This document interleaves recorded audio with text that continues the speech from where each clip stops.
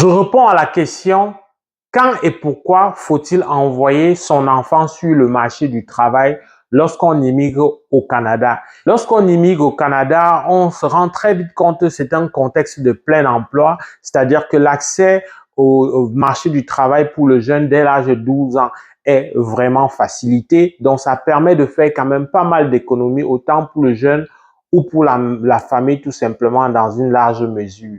Alors, il y a donc cette réalité qui vient côtoyer un autre objectif plus grand que tu avais nourri avec ton jeune depuis ton pays d'origine, celui d'offrir des meilleures conditions donc académiques et plus tard professionnelles à ton jeune. Donc ici, il y a clairement le fait que lorsque le jeune va aller au marché du travail assez tôt, ben, ça va venir avoir un impact direct sur son rendement scolaire.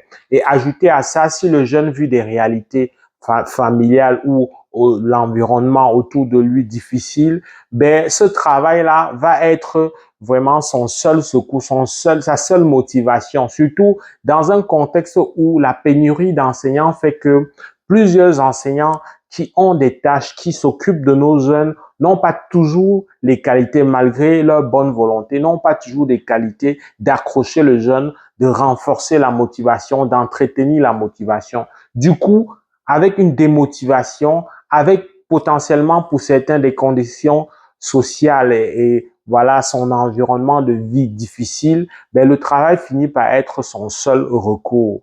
Et si ajouté à ça, c'est un adolescent voilà assez rêveur, ben ça va venir cristalliser son envie d'être sur le marché du travail. Donc toi en tant que parent, il y a tous ces paramètres que tu dois mettre ensemble, que tu dois vraiment mettre dans la balance. Ici, il ne s'agit pas pour moi de donner une solution miracle parce que les réalités des familles, voilà, ça change d'une famille à l'autre. Il y a des familles pour lesquelles c'est un incontournable. Mais je m'adresse ici dans la grande majorité des, toi peut-être qui as besoin d'être vigilant sur cet état de choses avant que, voilà, ton jeune arrive à l'âge adolescent ou alors que tu prennes ton avion pour immigrer avec ta famille. Même si tu es déjà là, ben, que tu as déjà un adolescent, ben, toujours aider à recadrer et à sauver. Donc, l'enjeu, clairement, c'est pour moi de te présenter pourquoi. Est-ce que c'est vraiment un tableau noir? Est-ce que le fait que le jeune aille sur le marché du travail tout de suite veut dire qu'il va pas aller très loin dans son école? Ben, c'est pas moi qui dis, ce sont les statistiques. Et cette statistique-là se vérifie autant au Canada que même dans ton pays d'origine. Lorsque tu es dispersé, nous parlons ici de voilà de l'enjeu de la dispersion liée au marché du travail, mais ça peut être d'autres types de dispersion. Mais quand tu n'es pas concentré sur tes études, c'est sûr que ça va venir avoir un impact majeur. Et quand il s'agit donc du marché du travail avec ses exigences en termes de voilà d'efficacité, de rendement, de compétences, ça vient diminuer dans le jeune. Je vais, avec mon expérience d'enseignant, te parler vite fait de 2 ou 3 cas qui m'ont particulièrement marqué. C'est des jeunes qui, en début d'année scolaire, sont assez dynamiques, participent, interagissent, ont de beaux résultats, mais qui, du jour au lendemain, tu comprends pas pourquoi, à ton cours, il peut dormir et tu sais qu'il a toujours adoré ton cours, il a toujours aimé l'ambiance, mais il ne dort pas parce qu'il a le choix, il dort parce que il a pris des engagements. Et c'est justement après avoir échangé sans préjugés et en allant vers eux que je comprends très vite que c'est plus fort que le jeune. Donc, du coup, tu n'as pas créé un problème supplémentaire en le brimant pour son attitude, mais tu as essayé donc de l'accompagner et de l'aider à voir comment il peut mieux manager. Mais à la vérité, c'est plutôt difficile, c'est plutôt illusoire de prétendre que pour un jeune qui est au secondaire 1, secondaire 2, secondaire 3, pour la plupart, tu peux manager tout ça. Même si c'est 12 ou moins de 20 heures de travail par semaine, ça reste difficile à gérer. Surtout dans un contexte où ce jeune a d'autres éléments distractifs, comme toutes ces gadgets-là. Vous avez des applications, des abonnements qui font que le jeune de son téléphone, peu importe où il se trouve, il a ces éléments de dispersion, sans compter son environnement donc, social, ses amis et autres. Il y a tellement donc d'éléments pour disperser le jeune et donc pour diminuer sa performance scolaire. Et ici, l'enjeu dans la performance scolaire, on va me dire, mais au Canada, il suffit d'avoir la note pour réussir. Non, c'est un gros piège. Je te parle de ma hauteur d'enseignant. Parce que quand tu veux accéder aux études collégiales, si tu n'as pas la cote qui va avec, on va t'orienter. Ça, c'est des réalités qui existent dans nos pays plutôt au niveau universitaire. Mais ici, depuis le niveau collégial, si tu n'as pas la bonne cote, c'est-à-dire en termes simples, si tes résultats scolaires ne sont pas assez éloquents, ne sont pas assez bons, et comment ils évaluent? Comment, c'est-à-dire comment tu te comportes dans un échantillon, dans ton école, dans le peloton, comment par rapport à la moyenne de la classe tu te comportais. Maintenant, ton école, même par rapport aux autres écoles, comment ça s'est classé. Donc, en fonction de ça, il y a donc une cote qui fait que ton jeune peut ne pas voir son rêve se réaliser. Peut-être que ça va donc prendre un peu plus de temps. Le jeune va passer par des raccourcis. Le jeune va peut-être aller en enseignement privé. Alors, ce sera quoi cet argent qu'il aura gagné versus ce qu'il va maintenant dépenser parce qu'il ne peut pas avoir accès à une formation donc voilà à coût quand même relativement bas. Donc voilà les enjeux. Pour moi, c'est surtout ça que je veux te faire voir. Alors, c'est quand le bon moment? Et aussi, c'est pourquoi. Commençons par pourquoi. Parce que je suis pas contre l'idée que le jeune aille sur le marché du travail, même si jusqu'ici, je peins ça en noir.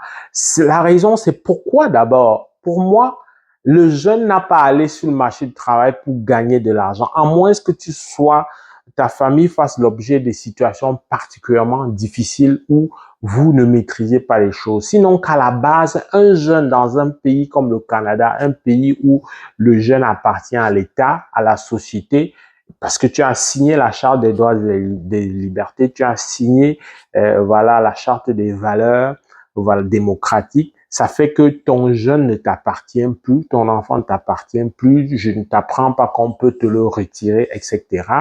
Alors, vu sous cet angle-là, le gouvernement fait en sorte, autant provincial que fédéral, fait en sorte de t'accompagner dans vraiment la prise en charge de ton jeune. Donc, en réalité, sur le principe, il n'y a pas de raison que jusqu'à un certain âge, ton jeune ait besoin d'aller sur le marché du travail. Une fois encore, ceci, c'est sous réserve des cas particuliers des familles qui vivent des situations particulièrement difficiles. Je ne parle pas des familles qui se précipitent dans des ambitions sans mesure, des ambitions qui vont faire en sorte de limiter la trajectoire lorsqu'ils seront rendus à un âge plutôt avancé.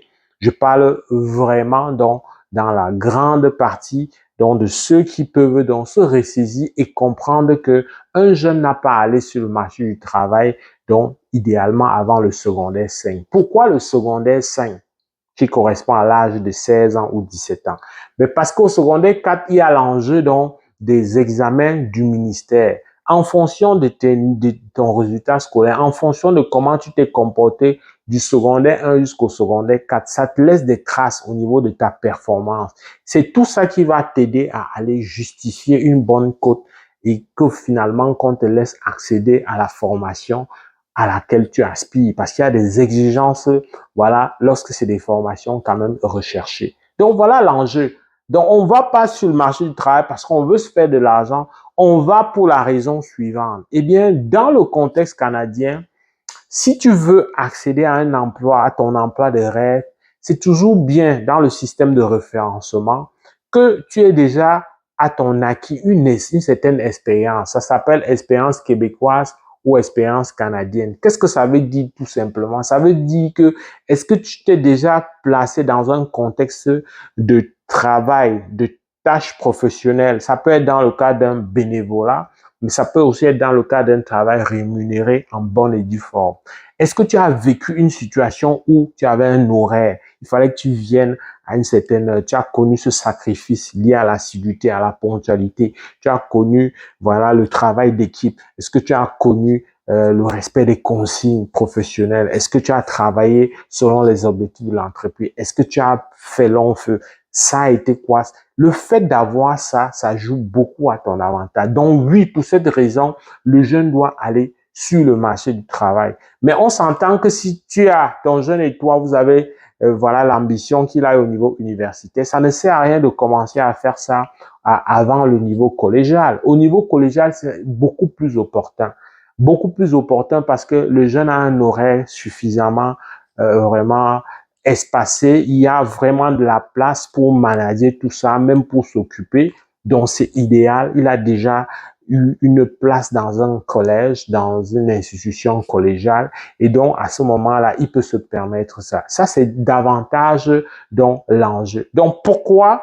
C'est vraiment pour faire sa cote, son référencement au niveau de l'expérience québécoise ou canadienne, mais quand, idéalement, à partir du cégep. Mais c'est sûr qu'il y a le cas par cas selon les réalités familiales.